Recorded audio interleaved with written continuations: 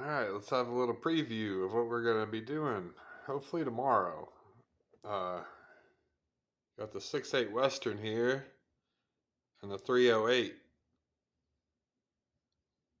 right? Uh, this is in a 129 grain LRX for the 6.8 Western.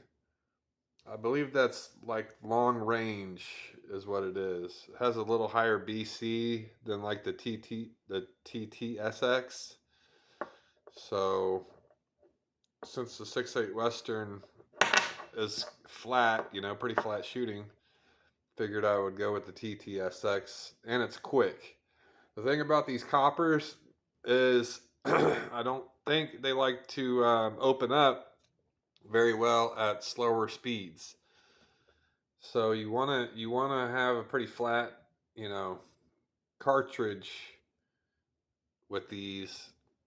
I think the ttsx, which I have in the 308 150 grain, these I think they said they require less speed to open up, so that's good. So this one will be fine because the 6.8 Western it sends it quick. I mean it's going to be going, well, it's probably up there around 3,200 feet per second. So within, I mean, I could already pretty much guarantee within like 400 or 500 yards, it's going to be going well over 2,000 feet per second, right? So it's pretty much like a perfect match. This 129T LRX and the 6.8 Western. I mean, just look at it, right? It's a it's a perfect match. A fast, flat shooting, you know, um, cartridge with the 129 LRX. That's, these coppers. They they do a good job. So, but with a long range, copper round like that, those just go together. And for the 308, I got the 150 TSX because I figured, um, you know 308's really not, you're not really going out past 500 yards with it. It's gonna die down probably right around then. So might as well go with the TSX for that. Um, and just see what it's capable of, right? I want to see the accuracies on them, but that's still a very solid option. Let's see if I can get that in the. This is Starline brass, brand new, brand new case. I like Starline. Starline's on the more reasonably priced side, but I mean, I've had, I've probably reloaded like at least 10 times in a few Starline cases. They've still got, they've still got you know, some shots left in them. So Starline is excellent. Now, one interesting thing though is I've seen, like, recently I've been doing some research, and some of these brasses can hold a little bit more powder, such as like Lapua. So I might have to invest in some Lapua 308 brass. I've seen numbers as much as like 4% more capacity. So, I mean, merely for hunting, it might be worth an investment to just get, like 50 or 100, pieces of Lapua brass and a 308, because 308's an awesome cartridge. It really is. I think it's been overlooked, but I'm gonna shine some light on it because I think it's awesome, and it's got a heck of a lot of potential, So, but yeah, I'm gonna do these tomorrow. This one's in 80. No, this is actually Peterson brass here. This is Peterson brass. I have one in ADG, one in Peterson. So hopefully they both do the same thing because I want a good group. They should. Um, I have this one loaded with stay ball 6.5. These three, I have three of them loaded with stay ball 6.5. So, you know, um, want to see what that's capable of. You know, the manual said that that's what it'll take. You know, it's one of the acceptable powders for it, and I had it, so loaded up some stay ball 6.5 in it. Should be fine. Um, so yeah, I'm gonna get I'm gonna have the chronograph out there, so we'll get the ballistics on it. We'll get the accuracy on a 3 round group, and you know we'll once we have the muzzle velocities, which we get off the chronograph, then we can calculate you know the drop rates out at distance and such. So I'll have that information, and yeah, I'm really looking forward to it. I think some people think, oh, 6.8 Western, you should be using like a 160 or 170, 80, 180 grain. Well, no, not really. I mean, this'll this'll work perfectly fine for deer, sheep, caribou, probably even elk. Honestly, I've heard I've heard 130. See this copper acts a little bit different than lead, right? Copper, it gets really good penetration. So that like especially as fast as these are going to be going, the penetration isn't going to be an issue at all. In fact, it might zip right through an elk, and it gets a really good expansion too. As long as it's going quick enough, it'll get good expansion.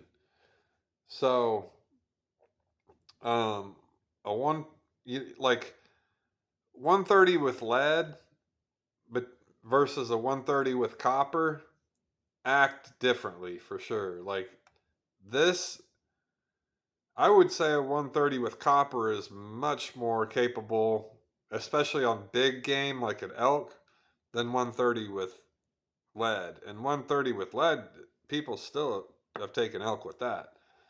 But yeah, we'll see what it does anyway. We haven't even these will be my first shots with it, and man, these aren't cheap. So hopefully what I dialed in is accurate, because when you only get 50 in a box, right? You don't want to sit there and waste too many trying to dial in a load. I'm not doing no ladder test or anything like that. I got it loaded to the max, and I've got it. I've got it seated where it's supposed to be seated, and it gets 3 chances. Well, I've already got the 50, so we're gonna have to use them anyway. But hopefully, it's in a sub MOA type group, because this would be an awesome option for basically everything I do. Deer hunting, um, maybe get an elk or bear tag. I think we actually have some of those in the state. So that would be cool. I mean, pig, it would, I do have some big old pigs, and that would easily go through pig, no doubt about it. So this would be everything I could possibly need. Hopefully, hopefully that'll get the job, or hopefully it'll be sub MOA or close to it. I already know the numbers are going to be off the charts. I mean, this thing's it's going to be going around 3,200, a little bit more even. This is out of a 22-inch XPR too, so don't. This isn't a 26-inch, 6.8 Western. This is just a real. This is probably the least or the most affordable 6.8 Western there is. It's the Winchester XPR 22-inch compact. But I still think I'll get 3,200 feet per second out of it, or right around it. The numbers are going to be awesome. We'll just have to see how the accuracy is. But when I've seen people use these before, done extremely well with accuracy, so I'm not really worried about that. Hopefully the barrel likes it. You know, that's all it really comes down to. And it should. It likes other stuff. I've used maybe 5 or 6 different projectiles in it, and I've made all of them sub MOA. So I'm pretty sure it'll do fine. And the 308, um, this thing's like this could be big game, no doubt about it. I'm expecting this to do around 3,000 feet per second. I mean, it'll be knocking on that door. If even it might even be a little bit over. So I don't know. I'm extremely excited and interested to see both of them. These will be the first times I've ever used these at all. I've always heard extremely good things about them, especially the ttsx. But super excited about it. Hopefully, I can get out there tomorrow and I'll be doing that from 100 yards off of a bipod.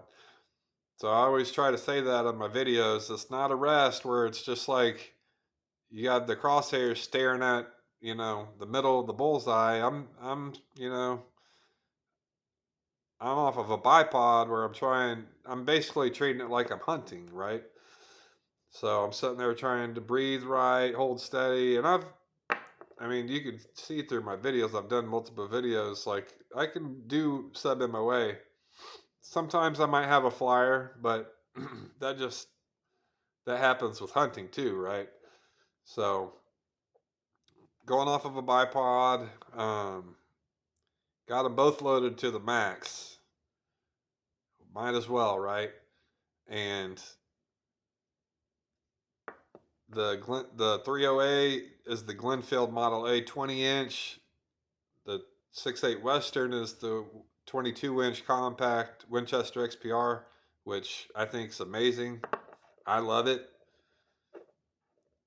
The action is extremely smooth. It's just, I mean, it's got I think it's got like an all-weather Cerakote barrel on it. It's not threaded, which is the only downside, but surprisingly, I haven't noticed the 6.8 Western to recoil very much.